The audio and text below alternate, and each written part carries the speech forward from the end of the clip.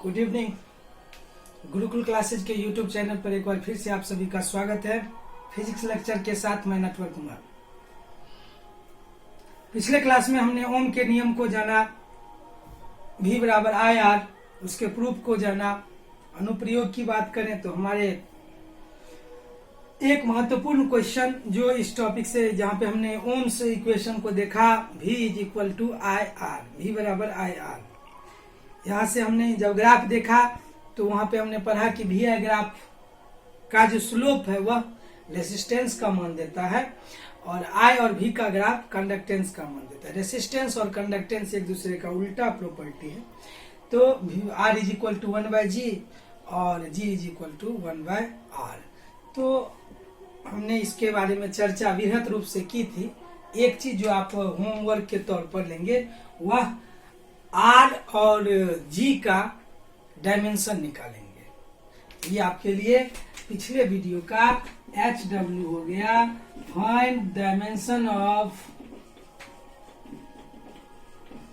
G and R। Resistance और conductance का dimension आप निकालेंगे और निश्चित रूप से कमेंट बॉक्स में डालें कि आपका डायमेंशन क्या आया है G और R का, ताकि हमें लगे कि आप इसको समझकर बढ़िया से सेल्फ स्टडी कर रहे हैं। इसलिए निश्चित रूप से प्रत्येक स्टूडेंट G और R का जो डायमेंशन होगा वह निकालेंगे। क्योंकि हम लगातार प्रत्येक टॉपिक में यूनिट डायमेंशन का उपयोग कर रहे हैं। यहाँ पे हमने इक्वेशन भी लिख दिया, V बराबर आई आर। तो निश्चित रूप से आपका काम है R का और G का डायमेंशन निकाल करके कमेंट बॉक्स में डालना। पिछले क्लास में हमने ओम के नियम को पढ़ा, V बराबर आई आर। यहाँ से एक ओम के नियम की कमियां, दोष क्या थी, सीमाएं क्या थी, यह क्वेश्चन कई बार बोर्ड एग्जाम में आ चुका है। तो आज हम इस टॉपिक को लेकर उपस्थित हैं। Limitations of ohms law, Ohm's law की सीमाएं, ओम्स लॉ कहाँ पर पूर्ण रूपेण काम नहीं करती है। तो वास्तव में कहा जाए तो Ohm's law is not a law. सही बात है, हम 10वीं में भी पढ़े, यहाँ भी पढ़े ohms law, Ohm's law, Ohm's law. क्या है ओम्स लॉ? V बराबर आई आर। लेकिन वास्तव में ओम का नियम कोई नियम नहीं था। पहला ड्रॉबैक, इसकी कमी या कहिए या सीमा कहिए, it is only the defining equation of resistance. यह प्रतिरोध का केवल डिफाइनिंग इक्वेशन है। तो V बराबर आई आर को अगर हम सॉलिडली कहें तो एब्सोल्यूट रूप से कहे this is Ohm's equation, not Ohm's law. Ohm's law नहीं है, यह वास्तव में ओम का इक्वेशन है। लेकिन चूंकि प्रचलन में है तो हम लोग यूज करते, धड़ल्ले से यूज करते हैं कि ओम का नियम क्या है, ओम्स लॉ क्या है। तो V is equal to I R, but this is Ohm equations, not Ohm's law. यह ओम का नियम नहीं है, यह ओम का समीकरण है जो दिया गया था रेसिस्टेंस को परिभाषित करने के लिए, प्रतिरोध को परिभाषित करने के लिए। R बराबर V बट्टे R, ये एकदम हर चीज के लिए सही है। या मान लीजिए यहाँ पे R बराबर dV बट्टे di। यहाँ से हमें दो कंसेप्ट प्राप्त होते हैं। प्रत्येक कंडक्टर इस इक्वेशन को नहीं मानता। कुछ कंडक्टर्स हैं, जैसा हमने प्रूफ के तौर पर देखा ओम्स लॉ में, कि the V I graph we set up when we plot the graph between V and I, we obtain a straight line curve. But for all conductor this is not true. So the conductor which obey Ohm's law, that means Ohm equation, वह conductor जो ओम के equation V बराबर I R को मानता है वह कहलाता है ओमिक कंडक्टर। और वह कंडक्टर जो ओम के इक्वेशन V बराबर आई आर को नहीं मानता है कहलाता है non ohmic conductor.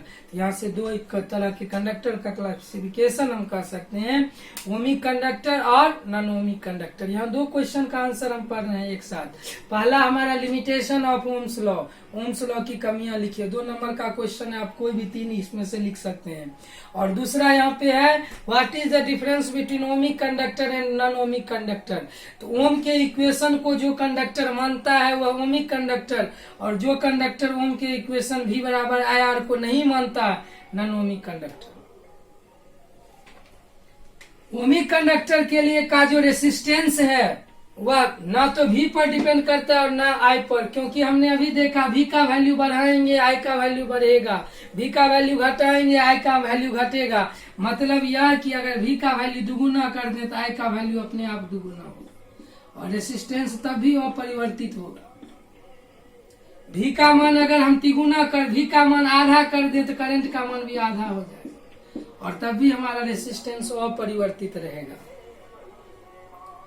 Ohmic conductor का रेसिस्टेंस भी और आई से इंडिपेंडेंट होता है, वहीं नॉन ओमिक कंडक्टर का रेसिस्टेंस भी और आई पर डिपेंडेबल होता है। This is the second difference between ohmic conductor and non ohmic conductor. Ohmic conductor और नॉन ओमिक कंडक्टर का तीसरा अंतर यह है कि वी आई ग्राफ अगर खींचा जाए ओमिक कंडक्टर के लिए वी आई कर्व खींचेंगे तो स्ट्रेट लाइन कर्व खींचेंगे, जो कि ओम्स लॉ के प्रूफ के लिए हमने यूज किया। और नॉन ओमिक कंडक्टर की बात करें तो इसका जो ग्राफ होगा वो डायनामिक होगा, अर्थात इसका कर्व जो होगा वह स्ट्रेट लाइन कर्व होगा और इसका जो होगा वो कर्व होगा, स्ट्रेट लाइन नहीं होगा।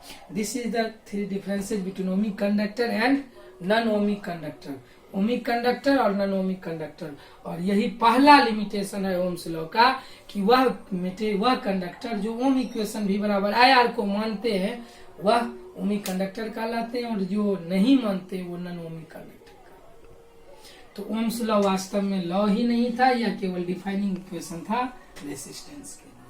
दूसरा बात करें वी सीरीज to be proportional to I, हर मटेरियल के लिए, खास करके यह वैलिड है यूनिलेटरल नेटवर्क के लिए। यूनिलेटरल नेटवर्क का तात्पर्य है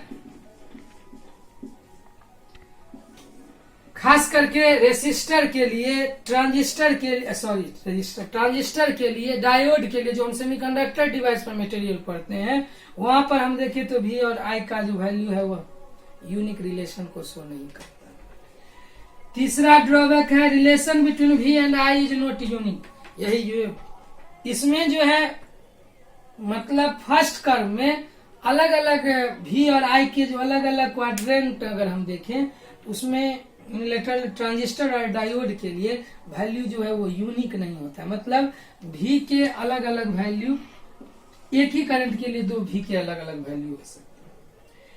relation between V and I depends upon polarity of V. V और आई का जो रिलेशन है वह डिपेंड करता है वी के पोलैरिटी पर, आई के नहीं, वी केवल वी के पोलैरिटी पर। तो ये चार लिमिटेशन है ओम्स लॉ के। तो हमने आज के क्लास में पढ़ा दो क्वेश्चन अगर हम देखें तो पहला limitation of right the limitations of Ohm's law and what is the difference between ohmic conductor and non ohmic conductor. आज के लिए इतना ही। निश्चित रूप से आप जी और आर का जो डायमेंशन है वह निकाल कर हमारे कमेंट बॉक्स में डालेंगे ताकि हमें भी सुखद अनुभूति होता रहे कि मैं जो पढ़ा रहा हूँ वह निश्चित रूप से आप तक सही मायने में पहुंच रही है और आप अच्छी तरह से समझ रहे हैं। तब तक के लिए हमें दीजिए इजाजत। स्वस्थ रहिए, सुरक्षित रहिए, घर में रहिए। मिलेंगे अगले क्लास में, हम रेसिस्टेंस पर स्पेशल डिस्कस करेंगे। तो रेसिस्टेंस को पढ़ के अगर आएंगे तो और भी बेहतरीन तरीका से वीडियो में आपको आनंद आएगा और निश्चित रूप से ओम्स लॉ का यह टॉपिक जो है वह समाप्त हुआ। तब तक के लिए दीजिए हमें इजाजत। गुड नाइट, शुभ रात्रि।